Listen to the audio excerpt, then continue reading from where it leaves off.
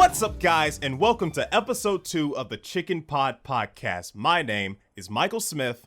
And it's your boy, Tavon. And welcome back to the Chicken Pod Podcast. Now, last time we were here, we eliminated 2 anime from our list and added a new one that we both recommended. And now we had to do a little bit of changes. We've done a little bit of changes since then, because my format wasn't really clear in the first episode, but now I really have an idea of what I want to do for this series. So let me tell you what's going to happen for the seeable future of this podcast. Okay, so right now we are in Tournament 1, and currently we both have 4 anime. So next week we'll have 3, and then the week after that we'll have 2, and then the finale we'll pick the number 1 anime on our list. Okay. And that's basically how all the tournaments are going to be like. So at the end of each podcast, one will always be eliminated. That's how we'll do it. One will always be eliminated at the end of each podcast until we have our number 1 pick. And basically, right now we're in 2020 anime. Right now we've only been talking about anime in 2020. So here's what we're going to do for the next tournaments and whatnot. For the next tournament, we're going to do anime in 2019, and then 2018, and then 2017, 16, and that's how each tournament is going to go. So basically, for each tournament, it will be anime of the year. So it will be the year of anime. That's basically how we're going to do it. So each tournament is going to be a new year in anime. That's basically how the gist of it is going to be like.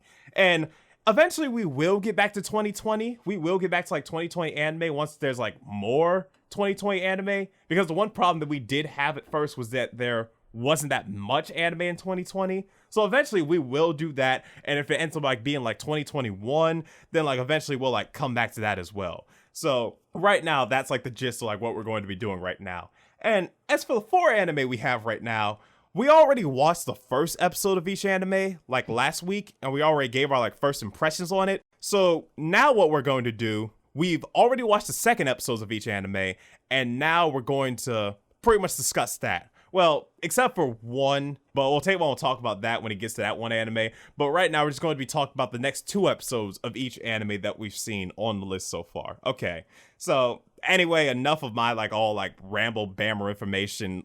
Anyway, let's just get started now, because anyway, that was the little gist information thing. So you can just ignore that, or you can just understand that. But I'm just I felt I need to get that format out of the way so you understand it, and we can just get started for real. So now we can actually get started for what we actually want to do for this podcast. Anyway, let's do this. All right. So to start out, I was going to do this anime last, but I just want to get it out the way since I saw most of it. But I'll start out with ID Invader. Oh, okay. Because I feel like I have more to talk about this anime. All right. I'm not going to spoil anything for our audience since I've already seen most of it anyway, before we clarified the rules. Yeah. But I'd say going into this anime, it gave me very high expectations. It was from a scale of 1 to 10, it was a high 8. It was very enjoyable, and I found it very relatable to society, because what we discussed on the last podcast about how they dive into a well to pretty much decide who the killer is or how the killing started. And the person who dives into the well has no clear view of what their memories are. But to get to the point of where I started taking off points later on in the anime, at the beginning, I loved the idea. The main character, he was in the well. He found this dead body, and he automatically remembered what his name was and stuff like that. That was pretty much, that dead body was the catalyst. But what I didn't like later on, where they had other people dive into the well, was that the other people who dived into the well, they had the exact same body that he had to remember who he was, and they did the same thing for them to remember who they was. And what I think they should have done was let's say if a girl dived into the well, just a random female, doesn't matter who, she shouldn't have the same body to remember who she was. She should have a brother or the person who's closest to her to remember who she was, if that makes sense. Okay, you know what I'm saying? Yeah. Like a catalyst. Yeah, and that's where I kind of take points off of, because I feel like it just doesn't work. And the other thing I want to take off points for is the main antagonist was reviewed later on into the series. Obviously, I won't say who it was. Yeah.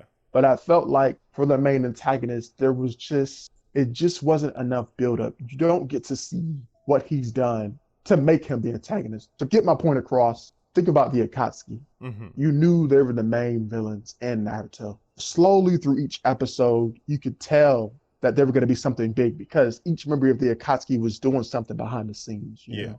But with this anime, the main antagonist, he didn't really do anything. He was just there. He was just that mystical creature that everybody pointed the finger at, like, yeah, it's the guy with the hat and the claws. It was him. Yeah. He was pretty much that guy.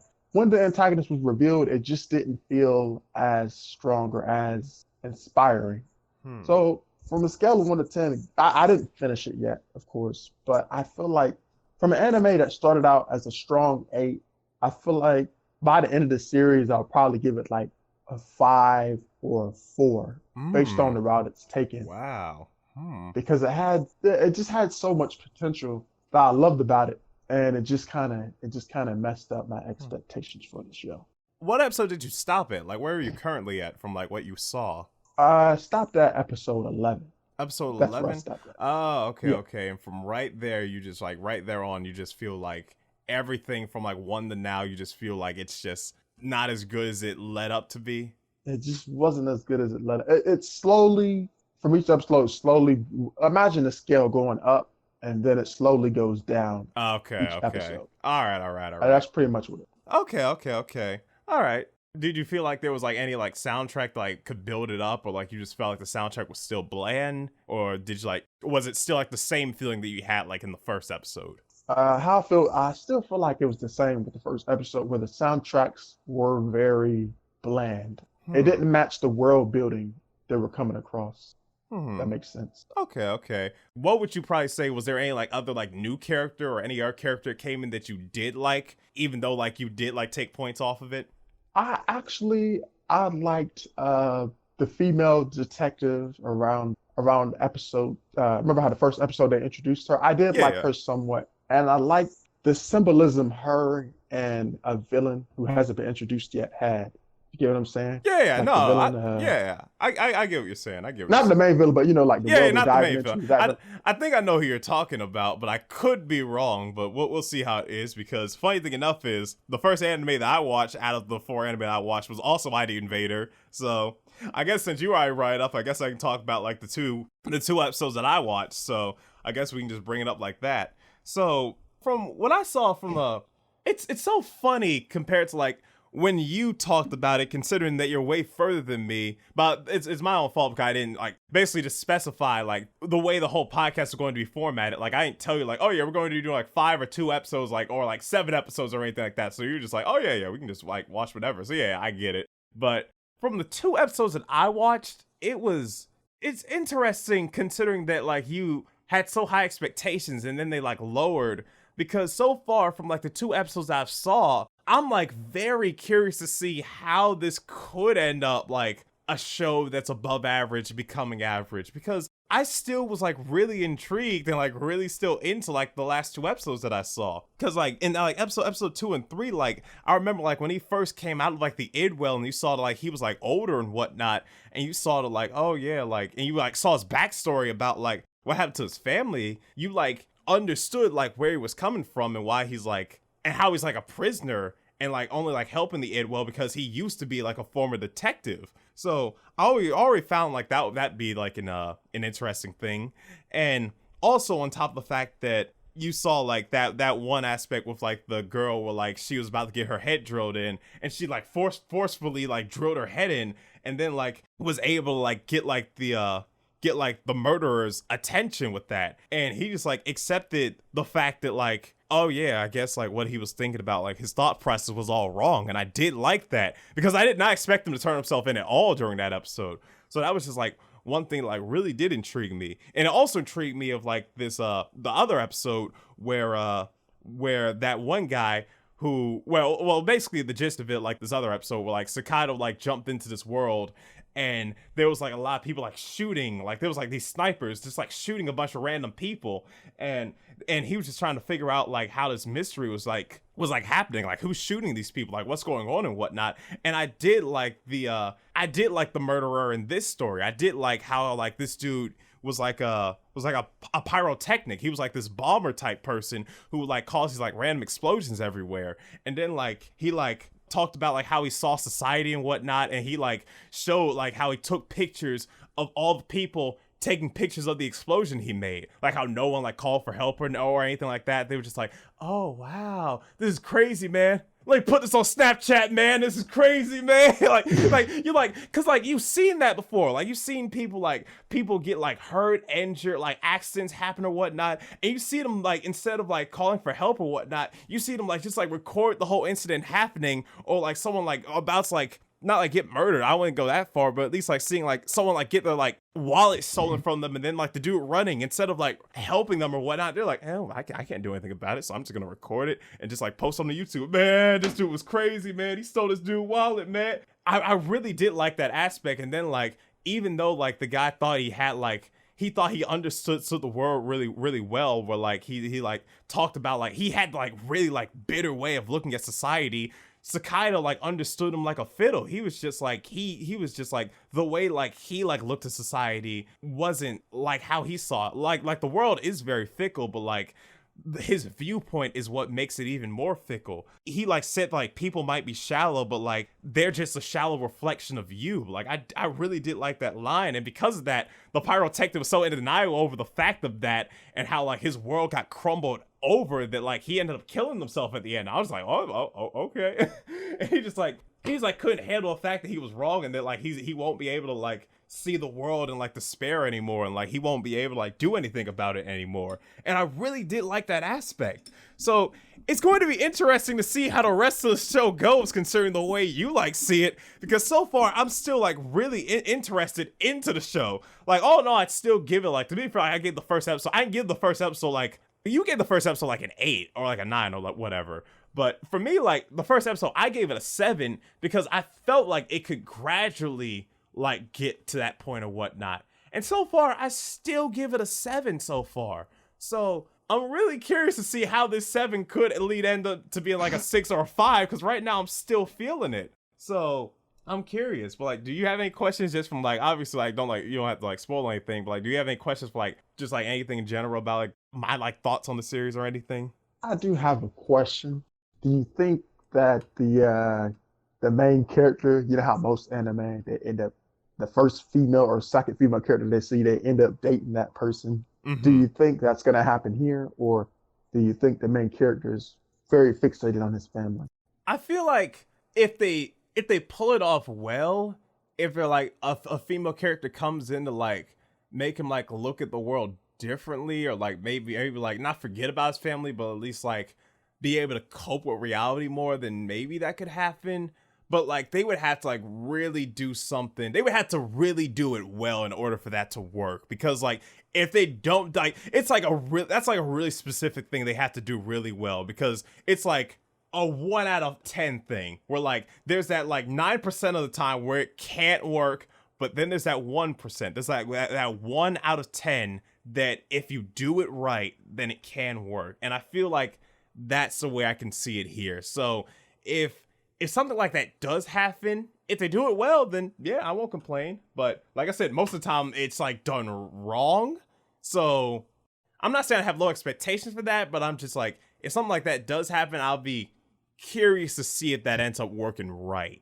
But obviously, if it doesn't happen, then like I'll be fine with it if it doesn't happen, because I do understand the fact that like what happened with his family and whatnot was like a traumatizing thing to him, and like obviously that did mess with him. That would mess with anyone if anything like that would happen to a person. So I do understand if that doesn't happen as well. So like at the same time, I can see it happening, but only if it's done right. That's like the best way I can kind of answer it and whatnot. So we both like discuss like the same thing or whatnot. I guess I can go to my next anime now, so I guess we can just like work it like that. Okay. So the fourth anime that I saw, the second anime that I saw, was Keep Your Hands Off of Eizouken. Now I already discussed the first episode and how it was the first anime I was not intrigued with whatsoever. Like I was thinking like, oh man, I don't want to see this like kitty, and it just looked weird. I just won't feel it at all. Like from the poster, from when I saw the poster. But then obviously when I like watched the first episode, it shocked me how good it was. And I was just like, I didn't expect it at all that it ended up being like as good as it was. It wasn't like amazing. Like I still like I thought like ID Invader and Solemnly in the Forest Spirit was still better shows, but I saw, like I said in the last episode, I saw potential. I saw like where it could go with like the show and whatnot. And for this episode, for like the episodes I saw, it did a really good job. Like it really like it's still at that like slow pace of the first episode, but I feel like they explored the imaginary world of their like drawings a lot more. And what I mean by that is, in Keep Your Hands Off of Eizouken, I told you in like the last episode, there was this one part where they was discussing like what they was going to like animate and whatnot, like what they was going to draw, and then out of nowhere, pretty much like throws them into the picture world itself, and next thing you know, whatever they was talking about started becoming animated. It started popping up in like the reality. It was weird, and like but it wasn't actually happening. This was like all in their imagination, but like you like saw it happen. Like, what if we were to like, jump on a rocket and find a flaming bear, and then like spikes would pop out, and then the spikes would turn into breast, and then the breast would turn into men, and then the men would like just like random stuff like that, and then like every single thing they were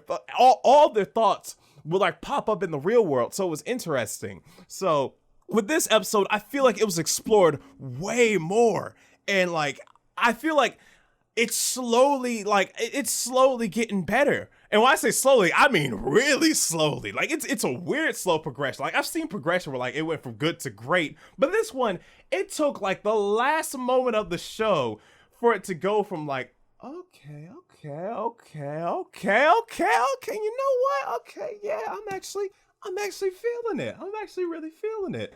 Because like obviously it's still at that slow pace at first, because like it starts off like them like making the anime club and whatnot, and then like once they actually like go to like the student council and like actually like make the club, then like you see them like repairing their like clubhouse, because they have like a clubhouse where they can like fix their stuff and whatnot. And during one of the parts where they are repairing the clubhouse, one of the main character ends up like falling and like ends up like getting like a little like small accident. And it wasn't like an accident like really like scarred the character, like bruised them or whatnot, but it was because of this one accident, because of like from a broken rail, that the sister, and I didn't know how I was feeling about the sister at first, but after seeing like the big sister in this episode, they like really sold me on her. Like this is like my favorite character now, the way like she like the way they like presented herself. Like she's like the character that's like willing to talk back when the other ones aren't willing to talk back. She's like the one that like always like she's the strongest one out of the three, and she's like the one that like when she ended up falling and had that accident, she like went straight up to the teacher and said like, my sister could have got hurt. How dare you have like this like terrible like clubhouse? We could have gotten hurt. We could have gotten accidents. Like, I'm sorry. Here's 30,000 yen. He was like, oh, okay, never mind. All right, apology accepted. And like they were able to get a budget for their clubhouse because of that. Because like she was able to talk back and stuff like that. So it's like stuff like that. You see it like she's a really good negotiator, because like the main character, like the little sister and like the model girl, the one I said I was attracted to, they're like more like the more like anime type. They're the ones that are really focused on anime, and the big sister really isn't focused on it that much. She's more focused on like making sure her sister is happy and making sure like they can actually like, oh wait, we can actually make money off of this. Like she's more focused like the advertisement and the marketing version of it, because she just hates being broke. Because she's like, you know what, if we do this right, we can actually make some really good money out of this. So she's like, at first, that's the reason why at first I wasn't feeling her in the first episode, because at first like she was like the only one that didn't care about anime, and she was just like, you know what, we can make some money off of this. I'm like, what are you, my aunt? Like, what is this? Like she's like talking about, yeah, we can make some money out of it. But then like she was like, the way she like talked and the way like she was like actually like got intrigued in the animation and whatnot, it was like in a way where like you have to look at it from both perspectives, almost like, because like I'm an actor, because it's almost similar like acting, where like you have to look at it through like two perspectives, the personal perspective and the professional perspective. Well, like you have the personal perspective where like you can put like your like designs and like make it look amazing and whatnot, kind of like in like the last episode I watched, where like they was like thinking about like what anime were they thinking about writing, where like they finally came up with like the idea of like what the anime is going to be about.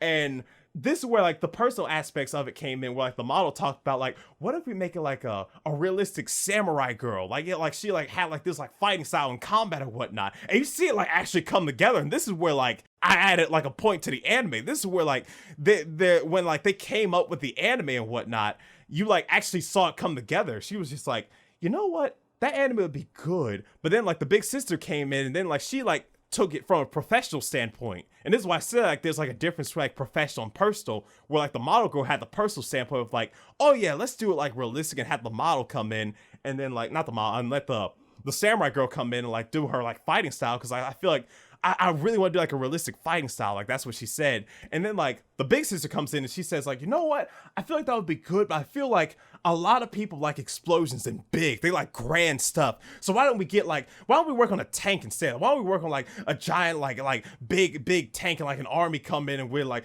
and then like the tank like explodes, like blows up the army people and whatnot. At first it was like fighting and arguing over doing the samurai girl and the like the army like tank thing, until they like meshed it together, and that's when it combined together to this amazing animation at the end of like the last episode I saw, where you saw it all come together. You saw like the actual like samurai anime girl in the flesh come together, and you saw her fighting the tank, and it was like the best animation I had ever seen in a minute. Like I haven't seen like this good animation in like, I can't even remember the last time I seen like really good animation like this, where like you saw like this like samurai anime girl they like talked about, and you like saw her like shing like go at it with like this tank, this like exploding stuff. And she's like, and also like the one thing the main character brought in is that like, what if we like make it a little like not as realistic, we add like a little like non-realism into it as well, where like they added low gravity. So like she's like fighting against a tank in low gravity, and that's basically the premise of the anime that they like created. It's a samurai girl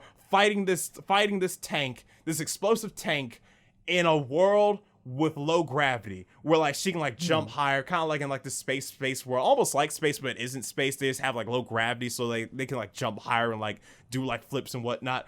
And like you like saw it all come together at the end, and you like saw it animated, and you're just like, oh shit, this looks really good. Like it was to the point where I was like, is this an anime? Like it made it look like if this was a real anime, I would watch it. Like it was just like, it was like that. It was like Inception, like an anime inside of an anime. It was weird, but it was like really good. And like it really caught my attention. So like all in all, after that last episode, because from the first episode, I gave it a 6. Now I give it a 7. I give it a 7 out of 10 now. It slowly got me to give it a 7. So yeah, that's how I feel about it. So, do you have any questions about it so far, from like everything I like brought up and whatnot?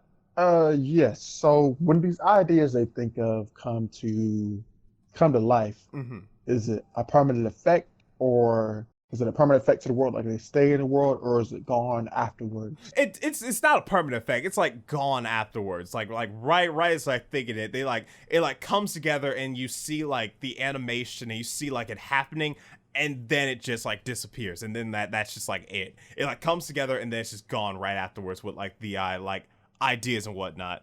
So that's like a 10-second frame. Yeah, kind of like 10 like a thought bubble, pretty much. Yeah, kind of like a thought bubble, but like that thought like pretty much like out like I want some milk, and then you see a person like drinking milk, and like the thoughts, like pretty much what you're thinking is what you see. That's basically what this anime is. Like what you're thinking is what you see in this anime. That's basically like the gist of it, or anything like that. So yeah, that's the basis of like how the anime works, which I'm so glad they did, because that's what made the show so much more intriguing. Because at first I was just like, it felt like a watered down version of like Fully Cooley or something like that. But then it got intriguing after they came up with that concept, and actually like had like a creative concept I've never seen. I was like, oh, I've never seen this before. So that's like the gist of it.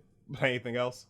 Yeah. So since this is just only when they're doing anime, what about the real world aspect? Like, remember that other anime I recommended you called where the main villain was Heartseed? I forgot the name of that anime. Wait, you they said could read each other's thoughts. Oh, you mean Kokoro Connect? Yes. Okay. So my question I'm trying to refer to is, when they're not animating, can they still, would their thoughts still show up in their head? I said like the thoughts can still show. It's kind of like, see, it's weird, because like for example, like if a friend or something got into an argument, you could see what they're thinking inside their head after it's over. Okay. That's what you're trying to explain it. I mean, Not exactly. Like, their thoughts are still in their head, so I'd still say, like, their thoughts are still there. And like if they're thinking about something like, man, I wish you were dead, that shows like her like killing her in her head. Like, nah, you don't see anything like that. Nah, it's just like, it's usually just animation. Like, whenever they're talking about anime or like what they want to animate, that's the only time like the animation like comes out. That's the only time they ever like that ever happens. Because usually in the realistic aspect, besides like, because like the main things I really got up from like when I see them in reality is when like that the big sister came, like told off that teacher when like the main character fell, or like when the two sisters realized just how popular the model girl was when they walked on this bus and they saw like all these posters and these advertisements, and she was on every single one of the advertisements because she's like a model, and like everyone, like she was like on all of the advertisements. And then like these girls walked up and I was like, oh my god, can I have your autograph? Can I like shake your hand? I'm like, what? And then they were like, oh wait, because like they brought it up in the first episode, but like you forget, like especially like considering how like passionate she gets about this, you forget that like she's even like this popular model girl and whatnot, which is probably why like, and I ended up like really attracted to her as well, just for like the fact that like you couldn't really tell, just like you can see her being a popular girl, but like you couldn't tell that she was like a really popular like model chick because of the way like she presented herself, almost somewhat like Rachel Amber from like Life is Strange, if anyone's like played that game, except in my opinion better, because like there was just like aspects of like Rachel's character that like I wouldn't say I didn't like. It just made it feel like it just made it feel like she was just so nice to the point where like, oh yeah, the reason they made her this nice is because we know she's gonna die later on. Do you like her yet? That's just kind of like how I saw it. But like, I feel like for her, like you really said, now this character ends up dying in this anime, I'll be really mad. I'll be like, what? No, they really did a Rachel. Like that would be really ruin it for me.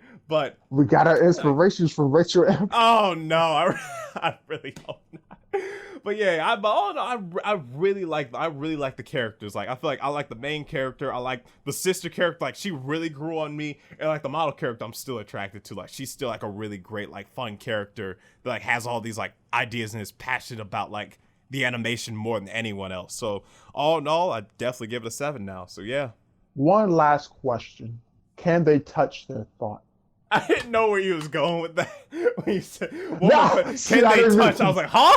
Touch what? It ain't that type of anime tape. But he said, can they touch their thoughts? Touch their animation when their animation come to life, like go in the world. Oh yeah, they actually can. Yeah, I'm glad you brought that up because there actually is like so they can affect it. Yeah, they actually can. Yeah, they actually can, because there was actually this that actually reminds me of this one animation that happens in like I think episode 2 where she's like they're like animating this windmill, and then it's like nah, I don't think this windmill looks right. I think there needs to be some wind. And then for some reason they like animate like, but wait, why isn't there wind?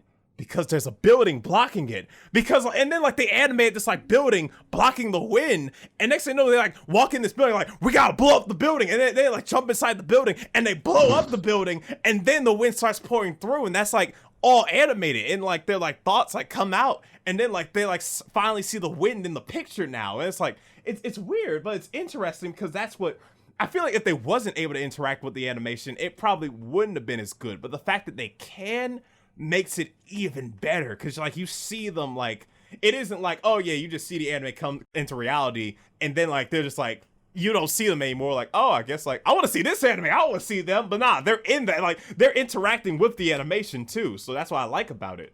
So if you could, would you take something like this from this anime? If you could do it in real life, would you rather have that, or there was this anime a while back called Axel World that I watched, where the current time freezes and then they go to the virtual world that they created in their mind. And then they go back to the real world and time unfreezes itself. Which would you rather take?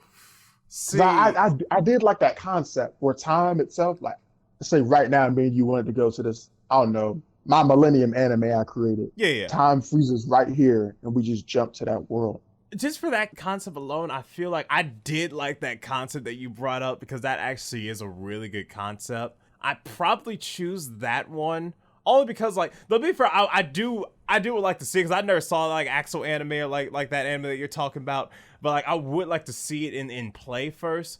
But I probably, just because like it does sound like a really good concept, I probably would choose that. Nothing against like the animation thing and Keep Your Hands Off of Eizouken. It's just like, it's just something about, obviously, like being able to pause time. It's just like, obviously, like, pausing time is like one ability that I would like. It, like, you know, like the question, like, if you could have any superpower, what would it be? Like, that would be one of, like, that would probably be my number one superpower. Like the ability to like pause or rewind time. Like, that would be my number one superpower. So just to be able to pause reality and jump inside a virtual world would be really intriguing to do. So I probably would go with that. All right, then. Moving on to our next anime on my list. This was a new anime I picked up since I dropped the last one on our last podcast. Mm-hmm. But it was an anime called Spectre. And starting out, the main character, which is a female in this anime, she was walking into school, and this guy, he was falling backward. And then the girl, like, pretty much, you know how if you bump into somebody or something, you accidentally fall backwards or something like that. Yeah. So pretty much she caught him, and then he pretty much got, he's like, thanks for the save, this, that, and the third. And was like, cool, no problem. She was like, is this love at first sight? I think I like Wait, what? What? But, and then so then that was when his supposed girlfriend came in and they walked away. So I was thinking this anime was gonna be kind of bland at first. I was like, what? This is one of those anime. So then, to continue on after that incident, the main character, which is a female, I forgot her name, but she's pretty much in this. She's wondering why this guy is visiting this hospital. The guy she has a crush on, she's wondering why she's visiting this hospital. Because he basically has like a cousin on the deathbed for whatever reason they didn't reveal yet. Oh, okay. And then she was asking like the nurses information about him, like, is that his girlfriend that he's with? Or is that his cousin? Or they were like, no, that's his girlfriend. And they're pretty much just showing her, viewing him, like watching him, not in a stalker way, but just kind of like time moving forward as she watch him go to the hospital, this, that, and the third. Yeah. And then after that, one day she sees him sitting on a bench by himself. And then she approaches him and wonders, so why aren't you with your girlfriend today? She was like, yeah, we broke up, this, that, and the third. And then he pretty much told the reason why they broke up. And then the girl, she was like, well, so I've been waiting patiently for you for 2 years now. So you can go out now, right? She's like, 2 years? You can stalk me or something like that? She's like, no. I just heard from the nurses and stuff like that. So then pretty much after that, the guy, he told the story of why they broke up. Apparently she got attacked by like a monster or something like that.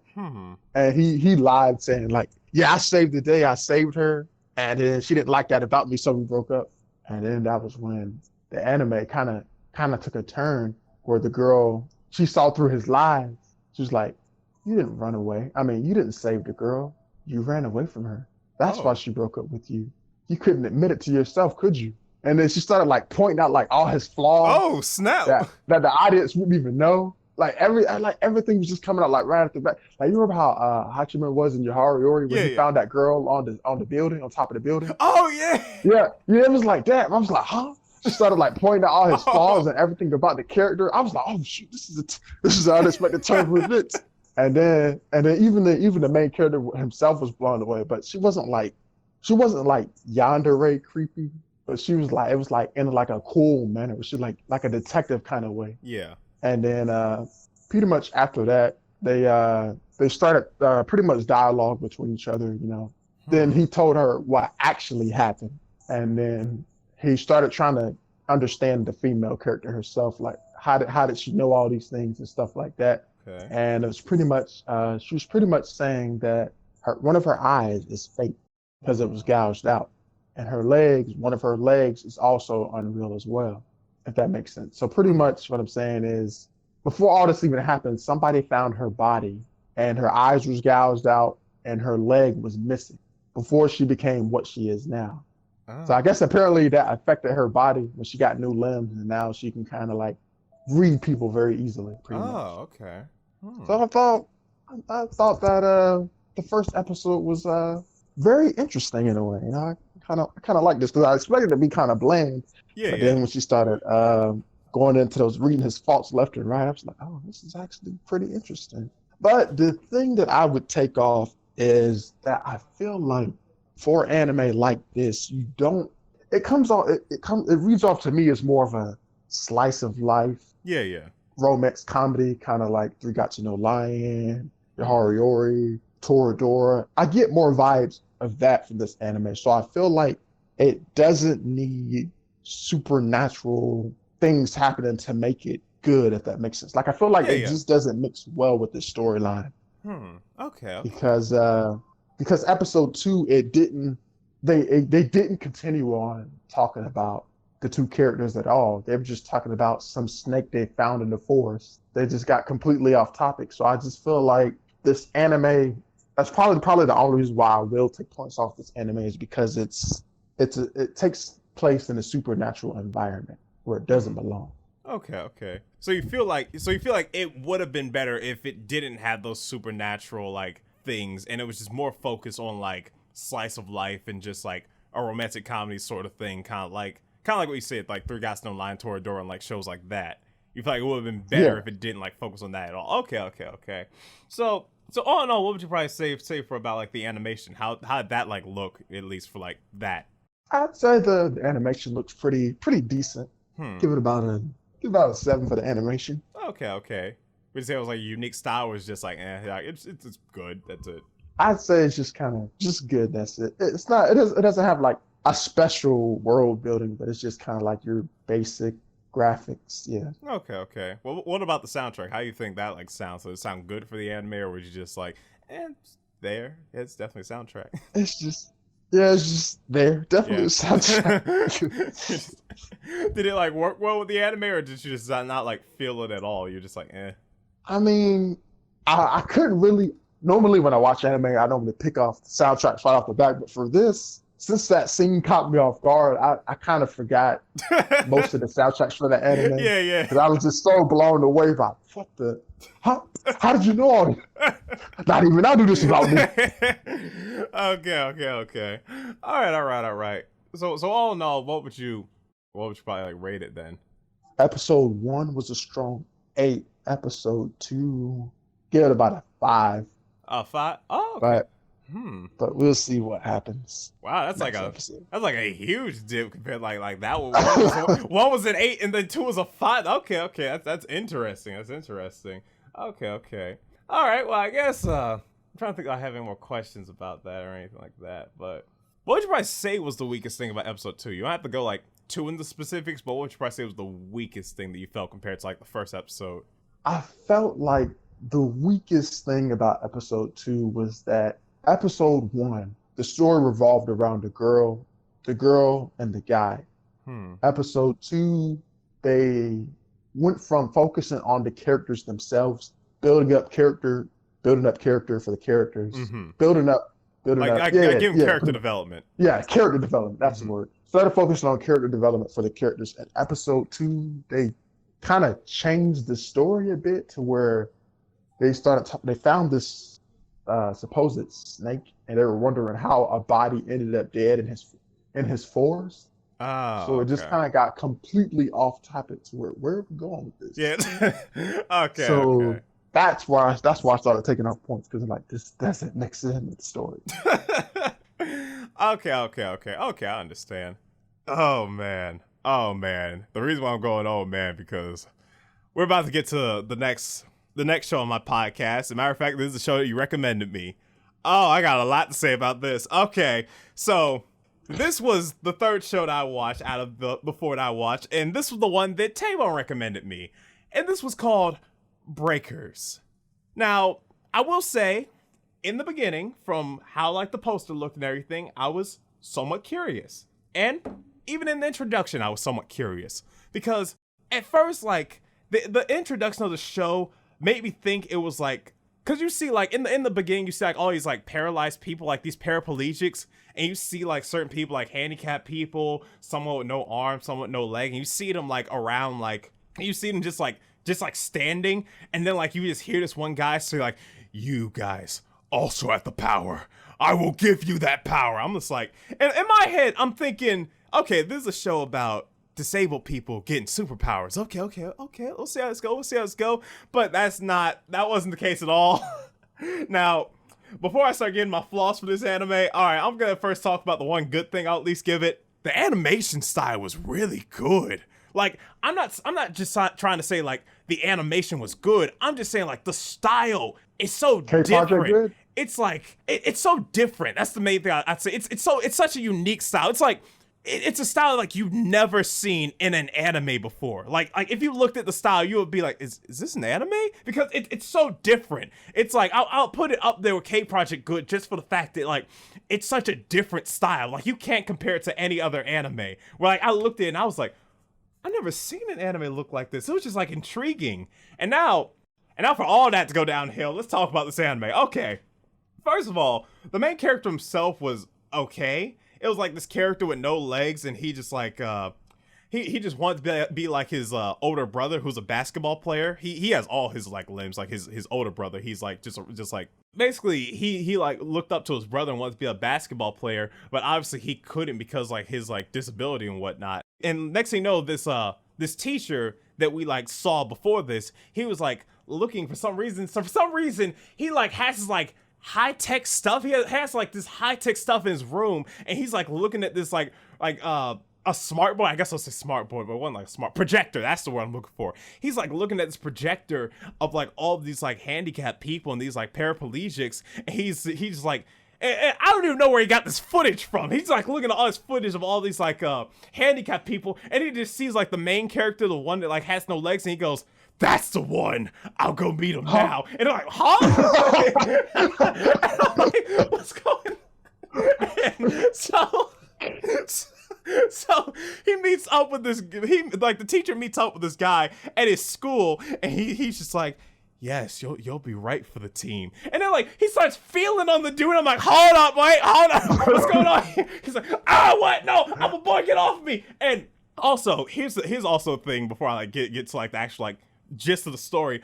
What irritated me on top of like the main story is the fact that the main character of the show is this kid, but obviously you can tell by the voice that it's voiced by a girl, which I'm fine with. Like almost every kid in anime is voiced by a female. I have no problem with a female playing a kid. Like Gohan was voiced by a female, Ash Ketchum was voiced by a female, like a bunch of characters, like Trunks was voiced by, like Kid Trunks was voiced by a female, like a lot of characters were voiced by females. Like I'm fine with that. The problem I have with this actress is they picked the wrong casting for this role, because I will say this, unlike all the other kid characters that were boys, they sounded like a boy. This character, on the other hand, sounds so feminine to the point where I'm just like, I know it's a boy, but it makes me, every single time I listen to that voice, it makes me in the now. I'm like, is this a girl? Like, it looks more, especially like the look of the character too, makes me look, this character seems more like a tomboyish girl than a boy.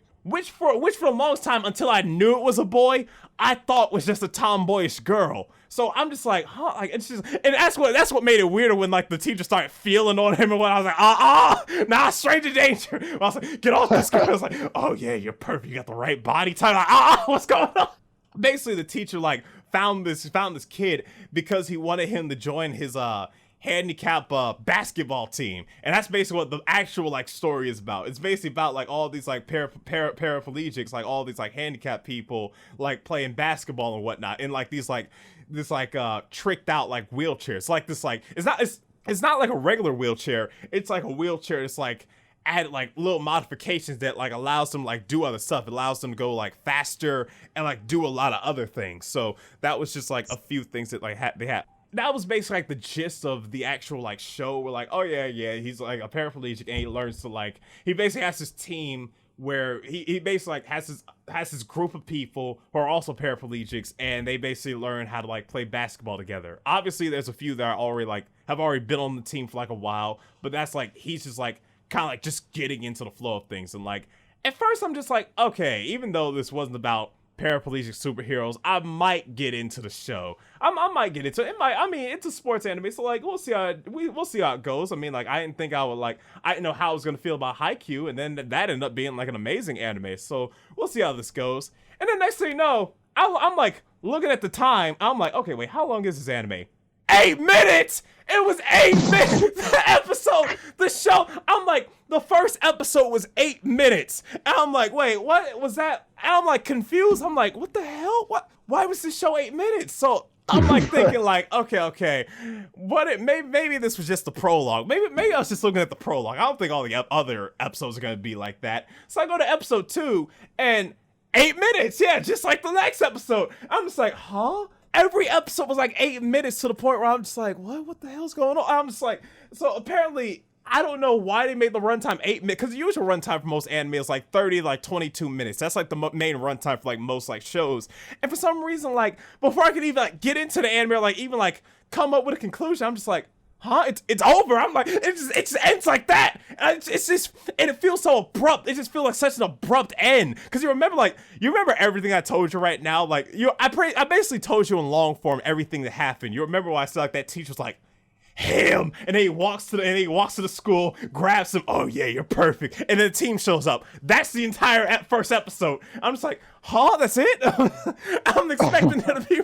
It just ends like that, and then we get to like the second episode where like he's like just practicing, and next thing you know, like this like blonde kid who's also like handicapped like doesn't like him for I don't know what reason. He just like, he's my rival, and so he just like messes with him, and basically like the entire like that entire episode is basically just him like, I don't know if I want to do basketball anymore. And then like the main character's like getting like upset because like the blonde kid like mess with him, and he's like, I'm gonna quit the team. And then like the brother's like, no, you have to fight for your dreams. And he's like, okay, me and you, we're gonna race. And like, oh, you wanna race me? Huh? And then and obviously it's not gonna be like a running race because they have no legs. It's like a wheelchair race. But what made it even worse is the fact that we didn't even get to see the race, because obviously the show's 8 minutes. So it's just like, you want to race? You're on. And then it just ends. So I'm just like, oh, that's it? That's like the whole thing? I'm like, and that was basically the gist of it. Oh, I meant to add on top of that, there was this one kid on the team. You remember how I said like the main character already sound feminine? There's this one kid on the team that sounded like a grown man. I'm just like, yeah, you can do it, man. Yeah, show that team spirit, man. Yeah, you're doing real good. I'm like, man, who's this 40-year-old that look like a kid? Like, nah. This is definitely like, nah, this ain't no kid. This ain't no little kid. This is like, nah, that like caught me way off guard. So all in all, it was just like, nah, I just won't feeling it. And I didn't give that much of a chance to feel it, so it already like left a bad taste in my mouth. So all in all, the first episode I gave like a 5 out of 10 because I felt like they didn't give me enough information for me to like, huh? I was like, it's over already? I was just so confused. I'm like, okay, I'll give it a 5 because at least like the animation intrigued me. I probably would have gave it a 4 if it was for the animation, but I'm like, I'm curious to see where this would go, so let's see how this goes. And by the second episode, I give it a 3 because at that point, it not only it like, you gave it a 3, like yeah, 3 out of 10 because at first it was a 5 because of the animation, but then after going to the second episode, the animation couldn't save it, and at that point, I just didn't care. At first, I'm just like, how long is this anime again? 8 episodes. This feels like this is going too long now because I just didn't care. It's just like, it's not that it was boring. It's just it just like was so uninteresting. Like the characters just didn't intrigue me. That the main character with a feminine voice, like I have nothing against like feminine characters if it was a female, but also not only was it like a feminine character, but it was like a crybaby too. It's just like, I'm gonna quit the basketball team. I was like, you just got there. I was like, exactly, like Audrey from Dorohedoro. Like it's just like, I just couldn't feel it. I didn't even get that much time to even like care about it. So it was just like, all in all, a 3 out of 10 for like that whole thing. And it was like, all in all, like watch like 16 minutes of this show because that's how short it was. Just 8 episodes for each one. So yeah, that was my experience. You got any questions? So if you could change the show, change the whole story aspect, what would you have done to make it better? See, what concept of the story would you have changed? See, what intrigued me about the story, now I'll give you 2 different answers because funny thing is, what intrigued me about the story was at first I thought it was about paraplegics getting superpowers. So I'm thinking like, oh snap, you like have this like, oh yeah, like because it would have been intriguing to see like, oh yeah, maybe like this person doesn't have legs, but he might have the power to like read minds or something like that. Like it's kind of like, oh yeah, I might not have this one ability, but I have this other ability that other regular people don't have. They're like non-handicapped people don't have. So like, oh yeah, I might be like this way, but I have this. So I'm thinking it was gonna be like that. So if I were to change something, I'd probably just give it that concept where like these like paraplegics like end up getting like superpowers and just end up getting like powers itself. But if I had to take the aspect of the actual show where like it's taking place like the basketball anime, I probably would have just taken a similar approach to like Haikyuu and just like really focused it more on like the characters, really, because like that's the main, because like if you're doing a sports anime and Haikyuu understood that, you have to focus on the characters. You have to focus on not just one character, but every single character on that team.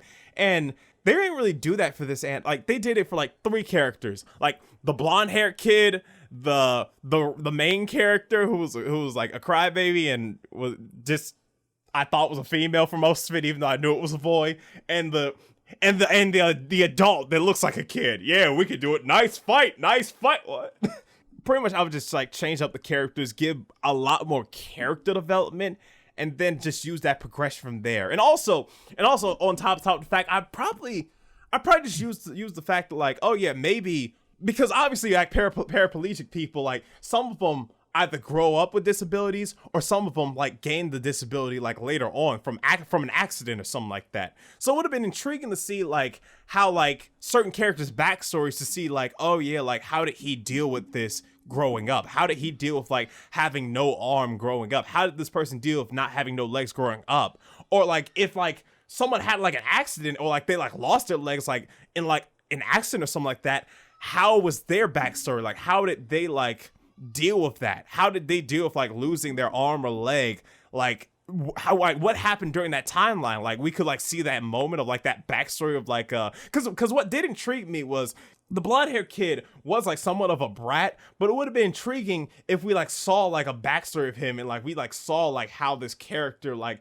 ended up this way, almost like a Tsukishima type of backstory where like you see like how he ended up the way he was. And I felt like if they did do something, I could end up doing something like that, but I probably won't even get a chance to even like know where they go with that, because I'm probably gonna drop this anime. But it was just like all together, like it might be good later on. Nah, I ain't feeling.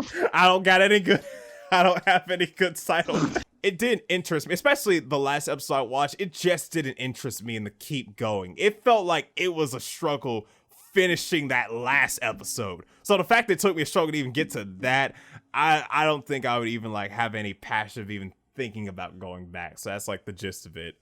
So you have any more questions, or you're just gonna go straight to your is this your last anime, or is this your third?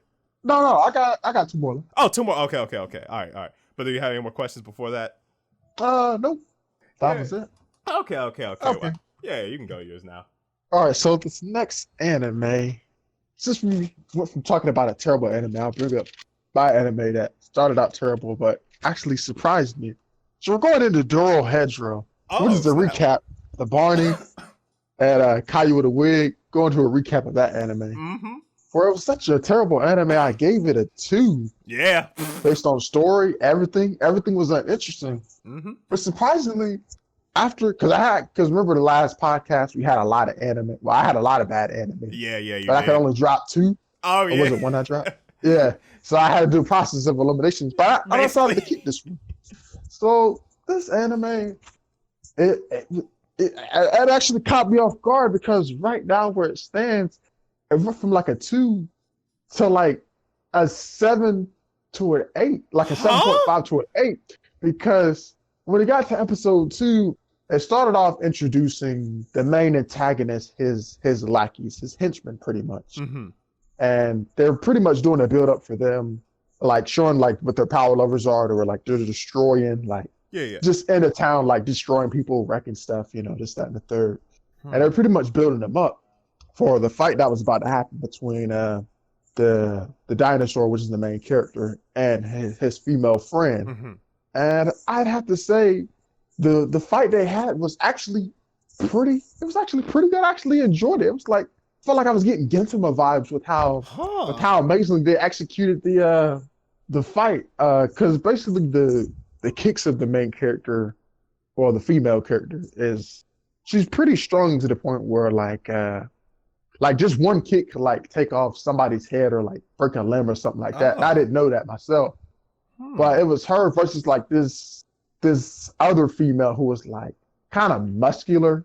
Okay. You know, those kind of like female. She was like, that was one of those guys. Kobe like, Oka. Yeah, she was like one of those. And the fight was actually, it was pretty much about kind of even up. Like she came in and she kicked her, and then she started spitting up blood because obviously her one kick damaged like her organs. She was like, "That's it. That's all you got? Yes, this will be a challenge for me." And the next thing you know, smack knocked her all the way across the screen. Oh, snap. I was like, "Oh shoot, that was actually pretty good." And then you have that guy with the dinosaur, and who's the dinosaur, and the other guy. They were pretty much having a good fight too. It was pretty much this guy with these rings, and he's got like a scar on his face and whatnot. Yeah, and they were pretty much doing like some hand-to-hand combat fighting style. And I was like, "Oh, I'm actually feeling the build up here. The build up here was actually pretty good." I was actually and then his head, the main character, which is the dinosaur, his head got cut off.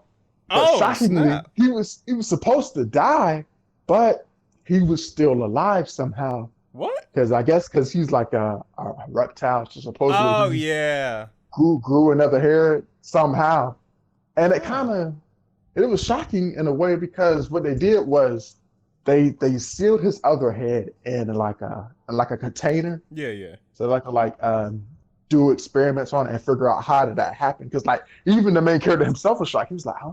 How am I alive? How is that possible?" And then by the end of that fight, remember that girl who I said looked like Caillou with a wig? Yeah. She pretty much was a sorcerer herself, so she pretty much got them out of there. Oh. Pretty much. Okay. And to sum it up, basically, even though everything I just told you about that fight, they were actually, both sides were holding back. I was like, huh? They were both holding back the whole time? What? I thought they actually got murked. I was like, oh, that's actually pretty good. So then, by the end of the fight, the guy, the Barney character, which is the main character, he woke up in this bed, and he was wondering like what happened, this, that, and the third. And the doctor came in, and because basically, sorcery doesn't work on him at all, and he hates sorcery. Yeah. Because that's what got him turned into like Barney anyway.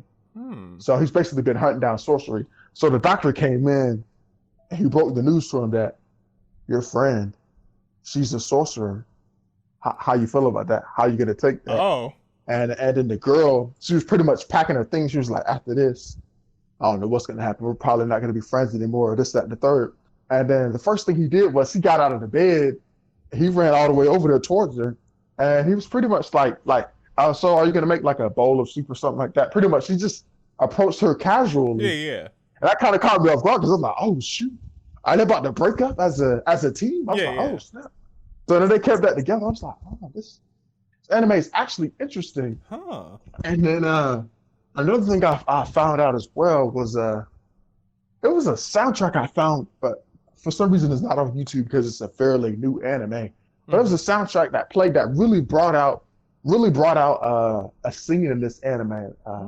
Like, have you ever found an anime and one of the soundtracks intrigued you the most out of all of them? Because you could like feel everything that the character's feeling, like anger, sadness, or like anguish. Yeah. I found one of those soundtracks. I'm like, oh, I actually like the route this is taking right now. So surprisingly, from it going from like, I'm blown away because from it going like a 2 to like a 7.5 to an 8, I'm really shocked. But I say one of the main things that probably made me also take points off of it as well in episode 1 is that the characters themselves don't look not appealing, as in they have to be like this hot female or this hot guy character. But this crocodile ain't hot. We need a hotter crocodile. We need him to look hot. Yeah. They just kind of like don't look like menacing or like They don't. badass. They don't look like they fit the setting pretty much. Okay, Like imagine, you know how Dragon Ball Z characters look. They all look kind of human. Yeah. Right? Because they're Dragon Ball Z characters. You can't picture them with like a dinosaur or something like that. Or in Naruto, they look like they're ninjas, you know? Yeah. The jutsus and stuff. But with this anime, the characters don't really look like they fit the setting. They look like something out of Jurassic Park, pretty much. So that's probably one of the main, what was the main turn-offs with this anime. But after that big fight, and then the ending, not the ending of the series, but around the ending where they're about to dissect the head and find out what was going on. The guy, he hears a voice in his head. The lights shut off, and all you hear are these footsteps slowly walking. That's all you hear. Like imagine like a footstep echoing in a dark alley.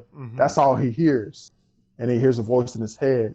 And then after that, the lights come back on, and the head is gone. They're wondering what happened to it, and that's pretty much where I stopped at. Like right there. It's like, oh snap! That was actually pretty cool, and I like the voice in his head too, because he actually has like this deep, sinister voice, kind of like Vincent or like Zangetsu's level, like somewhere around that. Yeah. But yeah, I actually. And I dropped it. So far. Man, I'm thinking it was gonna be good. I was shocked too. It was actually holding up. Yeah, because it's funny because you were gonna drop this too. But you chose interspecies in that other anime instead, and I guess it was for the best. Yeah, I'm shocked considering it did the opposite of what ID Invader should have done. Yeah. But those stars could change though. Yeah. Like I said, the main antagonist hasn't been introduced yet. But another thing that also made me give it more stars, or remember that fight I told you where they were both holding back? Yeah. Like both sides were holding back, where their enemy acknowledged him as a person. So he was like, you know what? I'm gonna help you look for the sorcerer who turned you into that dinosaur, pretty much. And then at the end of the episode, I guess he found him. He found the guy who turned him into that dinosaur. And they just cut it like right there. What? I was like, what? Man, this is getting good. Wow, okay. Man. So does animation quality still look regular? Nah, that animation actually kind of picked up. Yeah, I like the fighting animation where I was like, shink, shink, shink, dead. I was like, Man, I mean, to be fair, like, considering we had to pick two anyway, considering the three anime that I end up keeping, like, yeah, it makes sense. I probably would have still ended up keeping the anime that I still have over Dorohedoro. Though if I saw it, I might rethink it, though, so I don't even know. But that's crazy that it actually ended up being good. But I mean, it worked out for you because now you have some anime, like, they aren't all bad, so at least you like... Oh yeah, compared to the first list, I actually have a few good on my list. Yeah, because at least the first episode was terrible from how you like talked about it. Because like all you had was ID Invader, and then and that dog anime, interspecies, and this. So at least one of them got good. So no, you could have dropped this and got that dog anime. It could have gotten better. Could have got a good ass fight scene from the dog anime. I couldn't do that anime. Come here, Cinnamon. The main turn off for that anime was it was kind of like, you know how like the Power Rangers, when you see it on TV, they're like real, they're real characters. That's what they did with this dog anime. They had a moment where they swapped to the real characters. And I was like, nah, I can't work with this. There you go. So what would you probably say about like the quote unquote Barney character you keep on saying? Will you say like you still like wasn't feeling him? Or did you say you start like even like both characters, like him and Caillou with a wig? Would you say like you start like liking their personality more, or did you like still not like feel it? Like were you like feeling it more? Like how'd you feel about it? For the Barney character, I say I'm more interested in the voice inside his head. Like I'm more interested in kind of like how Ichigo, you had the characters inside his mind. You had Zangetsu, you had Hollow Ichigo. Yeah, that's how I feel about this anime. Like I'm more curious about that inner being inside him. That's what interests me. Okay. For the girl, I'd say fighting wise, she interests me. Personality, man, yeah, all right. I can't get that image out of my head. Take that wig off. What should I say is the most intriguing character besides them two then, if you had to like pick one? Not saying like the best character, but like just the one that like intrigues you the most. I'd have to say the guy that was fighting that Barney character. I'd have to say the guy that was fighting him. He actually looked pretty interesting. I mean, I thought he was like a regular monster like them, but then it turns out that was just a mask. He took off the mask and he looked more like Loxus. Oh. You know, Loxus from Fairy Tail. Yeah. He looked somewhat like him, but he had like a bunch of scars on him. He had like these rings on his finger. I was like, he actually. And they kind of gave him a personality, kind of like Kenpachi, where he like fighting strong people. Huh. Oh. It was like, man, I don't feel like dealing with these weaknesses. I was like, I'm not feeling him. I'm like, why don't they make this guy the main antagonist? Okay. So wait, did this show anything about the main antagonist in this anime, or like was it really like nothing for? Nothing for him. Just his boss, really. Okay. That's apparently who the main antagonist is right now. It's just his boss who ordered them to fight each other. But they didn't reveal the guy who turned Barney into a dinosaur. All right, I think I have like any other questions besides that. I think I've said my piece. So I guess I'll get to like the last anime I got right now, which is back to the one that got the top highest rating of the last anime that we've done of last week's podcast. I'm trying to pronounce it right because last time I pronounced it wrong, I realized after they said the name in the show, and I'm like, oh snap, I've been saying it wrong this whole time. It's Somali. That's what it is. Somali and the Forest Spirit. Salami. That's salami. That's what I was saying. I was like, salami? Wait, it ain't salami. I was lied to. Like, it's just, I didn't know. So, okay. So we got Somali and the Forest Spirit. Okay. So last time I like talked about the first episode and I gave that 8 out of 10 because just from the beautiful world and just the fact that the character wasn't annoying and the fact that like father, like this golem that this wise man that just knows everything and just can just like get himself out of any situation. He just knows like what to say and what to do in any situation. Basically, like it really intrigued me more than any anime out of the ones that I like watched. And so far from the other two animes that I've watched, not from the other two, from the other two episodes that I've like watched, I'm still loving this show so far.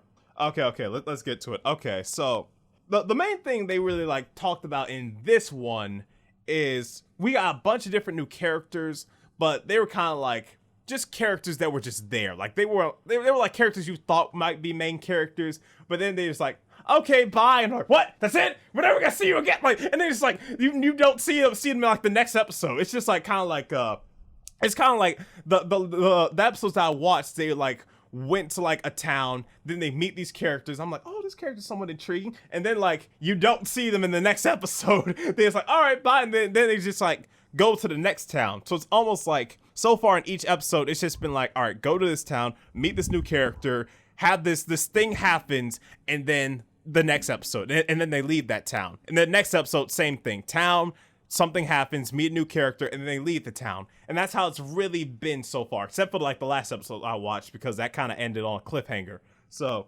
basically, there was this like dwarf character that like showed up that was all right. He was basically for this anime right here, it like had this dwarf character who like is a healer. And like the little girl ended up getting hurt because she was like chasing this bunny. She was like having fun, and like she ended up like tripping and hurting. I'm like thinking like, oh, she's about to cry, and she was like, "Father, I'm hurt." And I'm like, "What? She didn't cry?" And I'm like, that like caught me off guard. Cause I'm like thinking like, oh, she's about to. I'm thinking like they're like,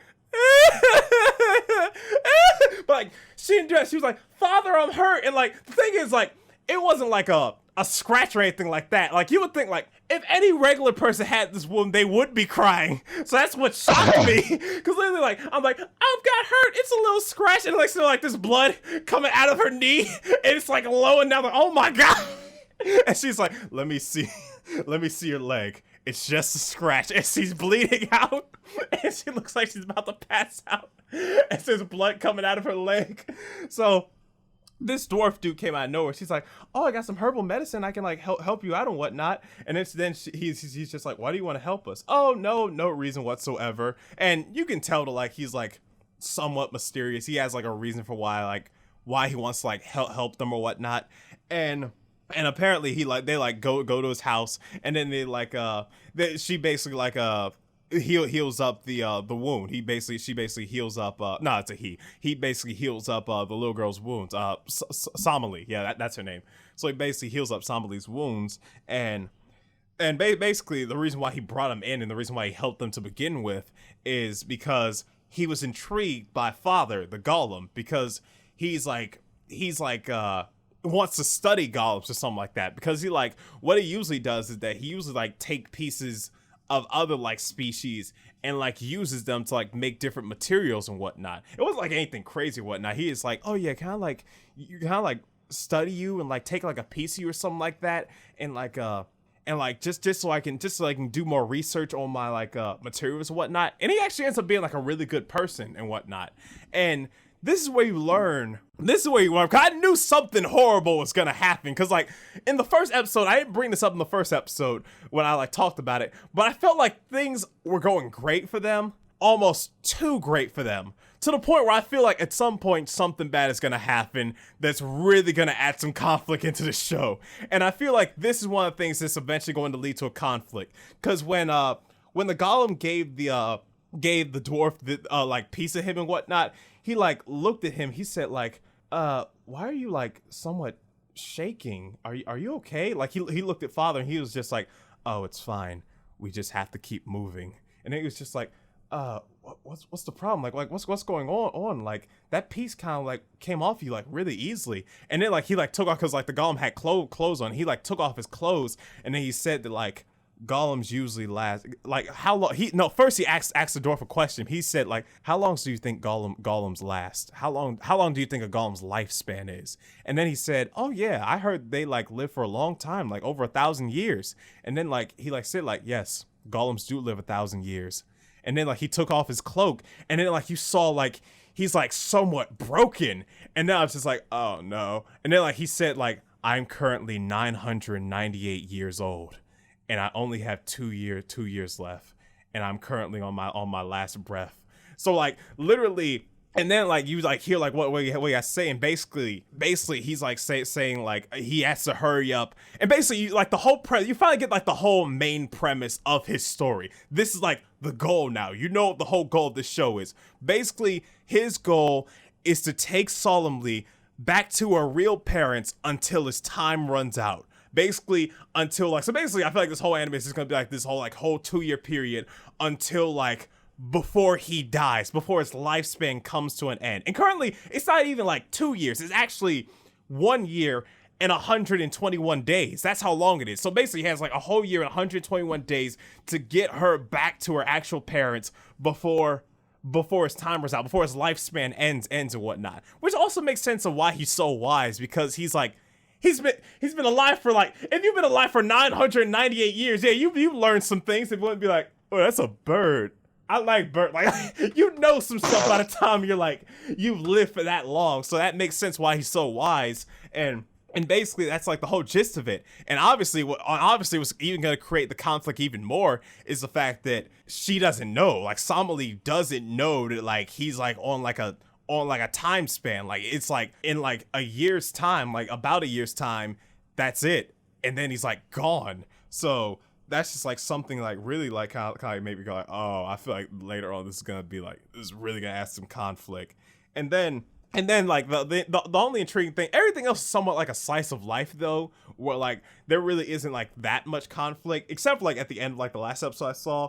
But the only time where like you saw like some like character like not character development, but like story progression is when like he like brought up when he like brought up the fact that like, oh yeah, he only has like about a year to live, like a year and 100 like days left, and then like that's it. So he needs to hurry up and find her parents, who are humans. Like I said, they're humans, and like I said, humans are basically extinct in this world of monsters. They're basically like non-existent. So you have to find these extinct humans that barely any monsters have seen in years before his time runs out.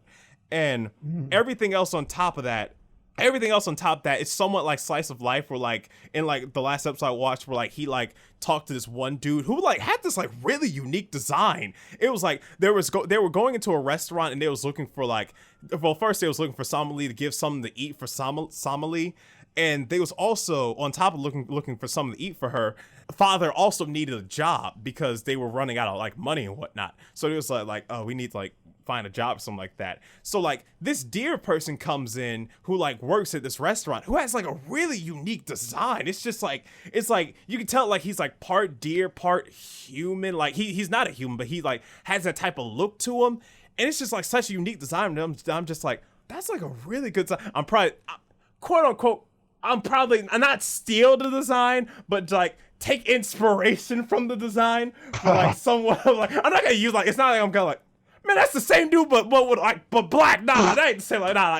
I'm like, it just gives me like ideas for like what I like want to do for like my stories and whatnot. For like Devil's Outcast, for like his like unique design, and he was probably like, the most intriguing character that I've seen out of like the other like side characters that I've seen so far. And he's just like, oh yeah, I can give you a job so far. So far, like not many people have like came around here like so far and whatnot. And like the deer dude has like a son who like has like a really good like a connection with like Somali. They actually end up become like really good friends. And during this time, Solemnly starts to think that she starts to think that, oh, because for some reason like I feel like because like you can see in like father's expression that like it's starting to get to him, like the fact that he knows that his time is running out. And at this point, like, and the thing is like there's like not a time skip, but like in like from like the last episode I watched to like to the episode I saw previous to the last episode I saw, from like episode 2 to 3,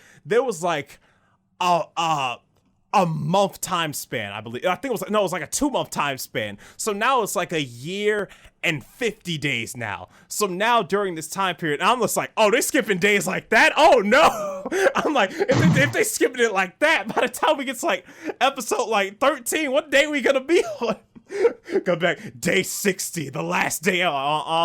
So I'm like curious to see like, cause I didn't think, cause like when I don't know why when like he said like, okay, he has a year and 128 days or something like that. So there's gonna be 120 episodes before then. We're gonna have like, no, it ain't gonna be that long of a show probably. I don't know why I was thinking that in my head, but like considering that time skip, I know it's not going to be like that, considering there was like 2 months passing like that other episode.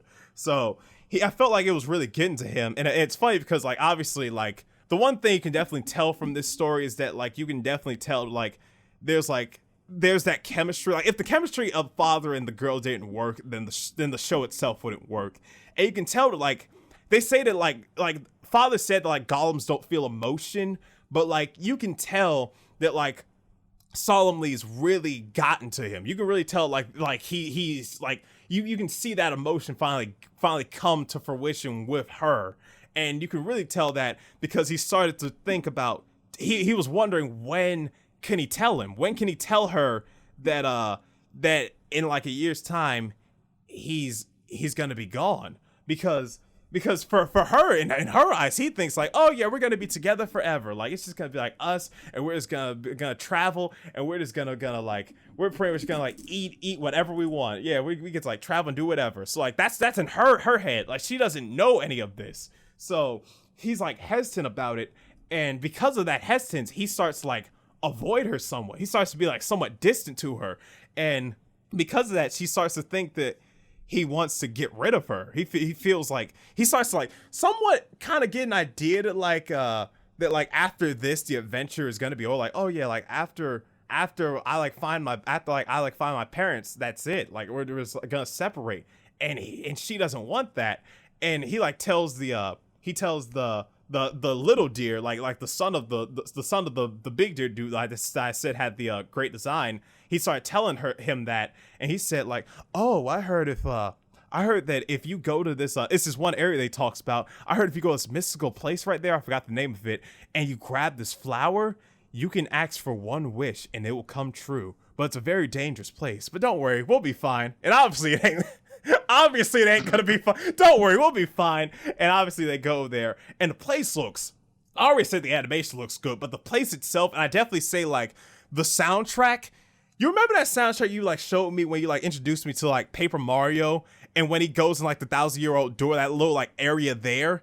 That's what it reminded me of when they went into this like mystical area. Like it was like this grand mystical place with like glowing mushrooms, like glowing blue and pink mushrooms, and like the design of it and the atmosphere just felt like so like mystical. It was just like, it was really good, and I really liked the soundtrack of that area as well. It was just like, I can't even like, it was like this weird piano soundtrack, but it just had like that mystique to it that I really enjoyed. And it was like, it was the last episode I saw. And oh yeah, I didn't bring up this dude as well. This dude also had a really good design. In the beginning of the episode, when they go into this next town, Solemnly like ends up getting lost, and she bumps into this like wolf guy, and then like he says like, hey, watch where you're going. And he looks like he's been through some shit. He looks like he's been through some stuff. When like you see like he's like this wolf man with like this like eye patch and a scar, and he just like walks away. And the reason why I'm bringing that up is when we get to the end, when Solemnly and the little deer kid is looking for the flower, they find the flower and everything is going good. But then next thing you know is they see this big mushroom. Why does that mushroom have eyes? And then this big mushroom comes in and is about to attack Solemnly. And that's where the animation gets really good, because this is like the first time. This is the first time you've really seen like action in this anime, where like the mushroom like monster thing is like attacking her, and then next thing you know, like out of nowhere, the wolf guy with the eye patch comes out of nowhere, boom, boom, boom, and then like pretty much like he doesn't kill the mushroom, but like wounds it enough to the point where like it runs off and escapes. And then at the end, the mushroom. And not the mushroom guy. At the end, the wolf guy, after shooting the dude, and like he like the mushroom thing like flies off, he like says like, I've been searching all over for you, Solemnly. And that's where it ends. I'm like, what? How do you know? Like, so like, I don't know what the history is there, but yeah, but that's like how it ended right now. And all in all, I'm like still like really intrigued by this anime. Like so far, I definitely say the rating hasn't changed. It's still an 8 out of 10. But like it's like still like every single episode has been an 8 out of 10 so far. Like it hasn't like gone up or gone down. It's just like kind of kept the same pace, which is a good thing. But eventually, obviously, I do want it to get to that 9 or 10. I feel like it definitely can get to that point, just for how intriguing it is, especially knowing that like Father's on a time limit, that eventually his time is gonna run out, and then like he has to get to where like that's his goal. He has to get to like her parents before time runs out. And it's gonna be hard because, like I said, humans are extinct. There barely aren't any humans around. That's the reason why like she's disguised as like a matribe, which is like a monster, because like if they knew that this was a human, then things would. That's why I feel like that could also lead to conflict, because like if someone finds out that person, that like she's a human, then she's probably going to get captured or enslaved. Because you forget, if you remember in the first episode when I brought up, she was in chains when like he found her. So I was wondering why, until like they brought up the history of what happened to humans, and that was the reason why. So it's just stuff like that can later end up in conflict, that I'm just saying like this show could go any other way. This can easily go. I see potential of a show that can easily become a 9 or a 10 out of 10. I can definitely see potential of that. Where I see potential like Keep Your Hands Off of Eizouken, that was like I saw potential in a show that could end up being good. For this show, I see potential of a show that could end up being a masterpiece if they do it right. They have the conflict, they have the progression, they have everything there. They have all the puzzle pieces together. They just need to do certain things and add that conflict here and there to make it an amazing anime. I feel like they can do it, they just have to do it right. So that's basically like, all in all, still an 8 out of 10. And I see it, I feel like it can become like a 9 or a 10. So that's how I feel about it. And then at the end, him and the girl, they get together at the end. I've always loved I don't need that. That's the last thing I don't want to see. That's the last thing I want to see in this anime. If they do that, all right. That would be the biggest curveball. That would be the worst curveball. But yeah. So, you got any questions before you get to your final anime? Well, consider how good you described the anime. I don't know if I can think of any questions. Oh yeah, that's fine. You probably touched on every point. Yeah, I basically did, because like I feel like the reason I touched on a point because I was intrigued the most watching this. Like this is one of the only anime where I watched. Like I mean, ID Invade, I wasn't bored with it as well, but like for this, like the only one where I watch, I'm like, okay, yeah, I'm intrigued with this. That's one of the reasons why I do it in like this order. I feel like for like each podcast we do, for like each like one we do until we get to the last one, I'm probably gonna keep that order because you see, like I watched ID Invader first, and then I saw Solemn of the Forest last, and that's what I've been doing for like each like for each episode. Because the last episode I did the same thing. I watched ID Invader like first, and then I watched Solemn and the Forest Spirit last. So that's kind of like what I've been like kind of keeping that like same format. Actually, oh wait, never mind. I saw Keep Your Eyes Off of Eizouken first. But I was like, because I was trying to get rid of it. I was like, okay, this anime's probably going to be bad. I'm just going to get rid of it. But it ended up being good, so shockingly. But yeah. There's like not really much I like talked about. I talked about how beautiful the animation was, how the characters were good, the story, like everything that's going on, and how that one soundtrack in that area was really good. So yeah. All in all, really good. So yeah, you can get to if you don't have a question, you can get to your last anime. All right. So if we get to this last anime, which I've talked the most about all my other animes, but this one I'm probably going to talk the least out of all my animes. Oh. So the anime is called Sorcerous. They were Orphen, which is, for a recap, I was telling you the last episode, first episode was about the guy who's an orphan who does magic and whatnot, pretty much. And at the end of the episode, he found this dragon that was supposed to be, I was basically one of his friends that got turned into a dragon.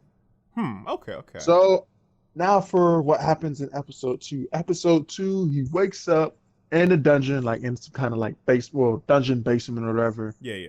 And he was wondering what happened or why he was there.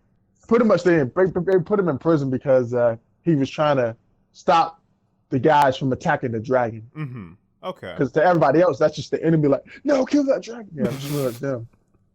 Okay. But pretty much, the anime was going over. Well, episode 2 was pretty much going over why he wanted to chase. Like, apparently, the girl who's a sorcerer as well, she's stronger than him and better than him in every way.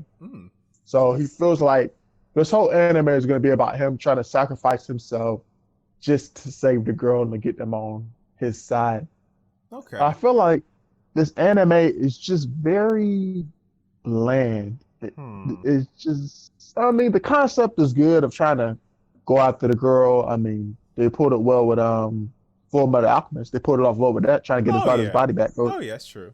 But with this world, I feel like it's just probably going to drop this. I'm definitely going to drop this by the end of this podcast. The build up is it's just sad. I mean, the whole concept of the girl turning into the dragon, they could have at least gave us somewhat of a backstory of like, how did this even happen? You know, just something about the girl to make us at least intrigued of why he wants to get her back so bad. Yeah. And then I feel like everything about it just feels, including like the clothing. Everybody's like wearing like your basic sorcery outfits. Like, you know, when you're playing a video game and you're like, here's your mage, level 1 mage. And they're wearing that attire. That's pretty much everybody in the village. And like everybody in the village is like, a spiral blast, go, yeah. What? And that's pretty much the whole, everybody's in the anime. They're all sorcerers and that's their power. I'm just like, it's just too bland. Yeah. There really isn't much I can say about this anime because that's all they got. So that's it for me for now. I get it. Was there at least a good fight scene? Like I remember you said there was a good fight scene in like the last episode. Was there a good one? Oh, no. It's just him and his friends going on an expedition. Come on, guys. Let's go get her back. Yeah. Oh, no. That's... Oh, that was it? Okay. What about a good soundtrack? Is there anything like that? Nah, maybe the opening, maybe. But other than that, nah. Okay. I thought it was going to be good because the main character himself had so much mystique to him. Yeah. But I thought they were going to reveal, like, how did he become this orphan? Like, what happened with him? But then at the end of episode 2, I'm like, this show isn't getting better. Dorohedoro got better somehow, but I know for a fact this ain't getting better. No way it's getting better. Okay. So overall, what would you give it? Oh, 2. 2? Ooh. 1. Somewhere around that. It was that bland? It was that bland. I mean, when you see for yourself, if I showed you like a picture of their attires, you'll see what I'm talking about. Like, what? They all got the same design. All the characters got the same design. Okay. All right. Well, that's where we ended off with. I get it because believe me, I get it. Considering that other anime I talked about, don't worry, I get it. There's not that much information to say. There really isn't that much. Like I said, mine was 8 minutes long. What can I say for 8 minutes long? But anyway, okay. I guess we'll get to the categories I have right now. So yeah, it's going to be interesting to see what your categories are going to be because I don't think they're going to be exactly the same like it was the first round because everything back then was just ID invaded. I'm curious to see if it's going to be the same thing this time. Wait, did you touch your last anime? Oh yeah, that was my last anime. Somali in the Forest Spirit. Yeah, exactly. So yeah.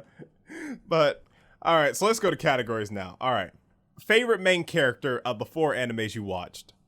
I'm gonna have to go with. I still say ID Invader. All right. You still say the main character from there? Yeah. Okay. See, for me, I'm probably still gonna go with my same answer too from last podcast. I would go with Father because even though, like I said in episode 1, he had I feel like he had more like wise words to say in episode 1.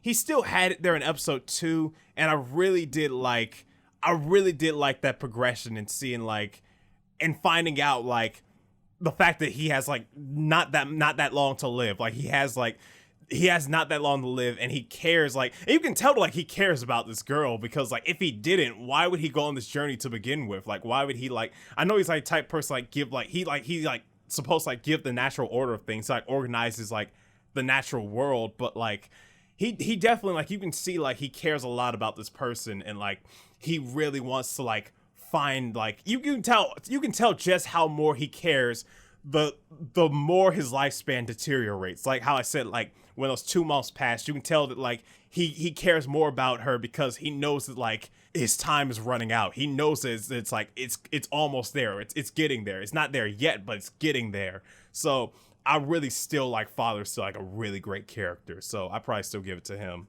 All right, worst main character out of the 4. Oof. Sorcerous, they were Orphen. Oh, just can't with that main character. You just want to feel it? Just too bland.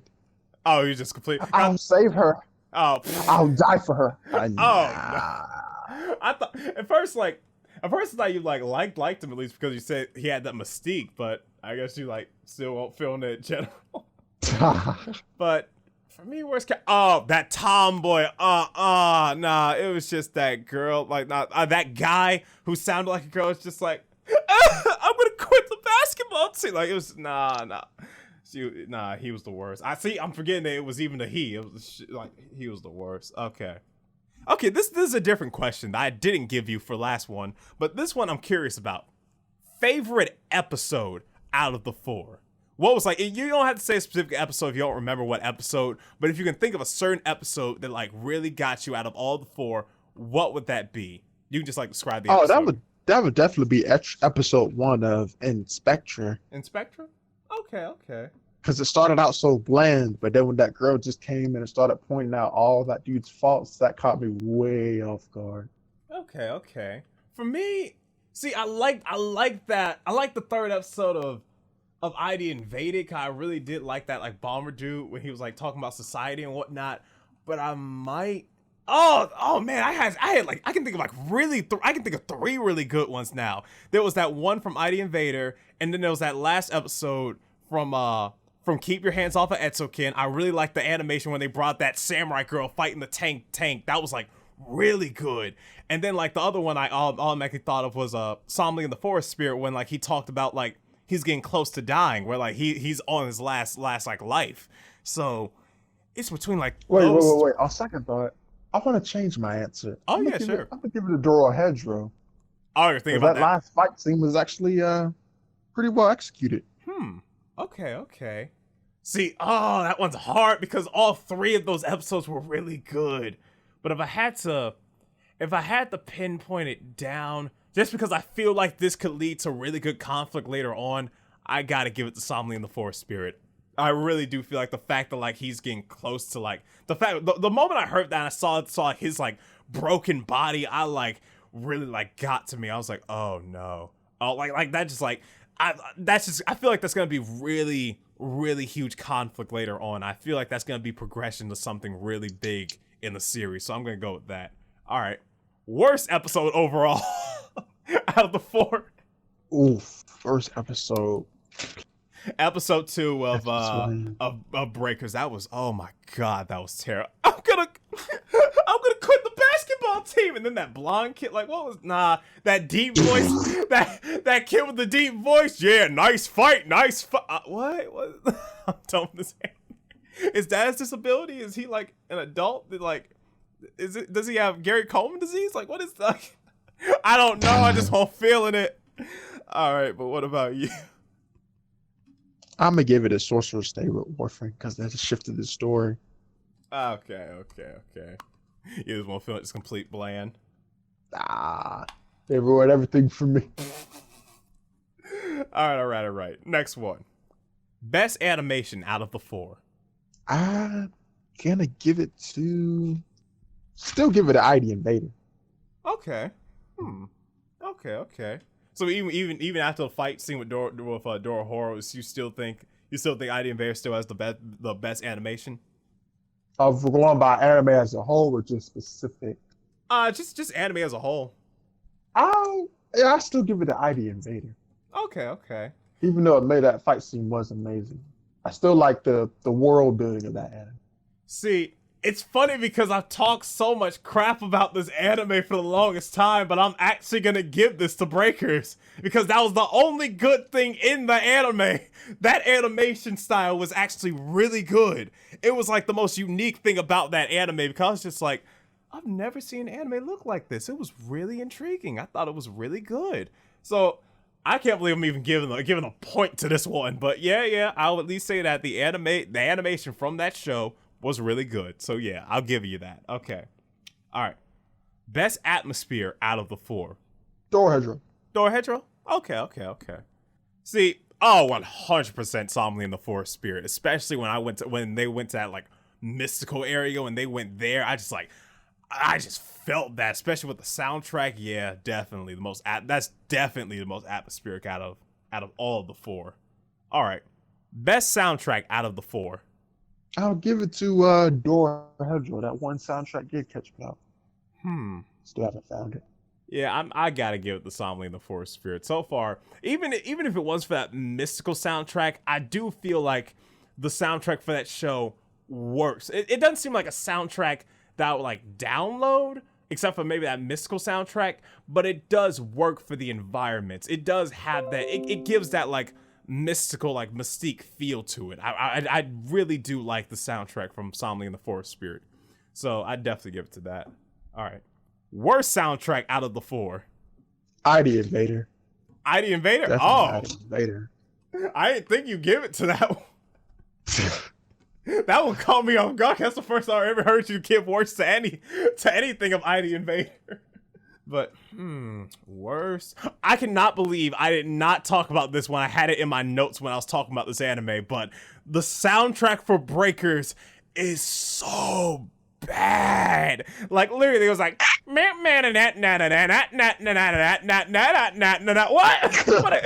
Is this Naruto? I'm like, it was like, it was so bad. It was like, it literally sounded like if farts was a soundtrack, that's basically what the soundtrack was. Like, that's another thing that took points off for the anime. That was terrible. So yeah, that's definitely the worst soundtrack for me. All right. Now for this one. All right. Best anime overall out of the 4. Well, I'm gonna have to give it a Dorohedoro right now. Right now? Okay. ID Invader, you'll drop it eventually. Oh. Oh, dang. All right. Whew. For me, I still gotta give it to Somali in the Forest Spirit because I'm still like, from each episode, I'm still like intrigued to see like what else is gonna happen in this show. Just like, I'm just so curious to see like where this show is gonna go with everything. Now, Now, ID Invader, I can't wait to see like where that goes, and like keep your hands off of Eizouken. I'm curious to see where that goes because it did get a point up. It did get an extra point up, so it is getting there. Like I'm wondering if it's gonna have like that slow progression where it's gonna be like, oh, it's good, oh snap, oh it's great, all right, 10 out of 10. It just ends up being like a really great anime. So we'll see. But right now, Somali and the Forest Spirit still reigning champion right now for me. Still like best anime for me overall. And now, for the last one, which anime out of the 4 are you dropping? Oof. I'm about to throw Breaker right in the goddamn trash. About to kick that trash, about to light that thing on fire. Oh my god. Okay. Nah, never going back to that anime. I don't care if it's 8 minutes. That's 8 minutes too long. I'm gonna have to give it to Sorcerous Stable Orphen. I can't watch it anymore. It's too much. You couldn't watch it? Well, you won't feeling it? That dragon? Come on, guys, let's go. Come on, Bob. It's like they aired the main character. High and mighty. But no. Okay. So altogether, I've eliminated Breakers and you've eliminated Sorcerer, Saber, Orphans. Okay, so altogether, right now, currently, for the 3 that I have left that's going into the next round of the tournament, I have ID Invader, Keep Your Hands Off of Eizouken, and Solemnly and the Forest Spirit. And what are the 3 that you currently have right now? Dorohedoro and Spectre and ID Invader.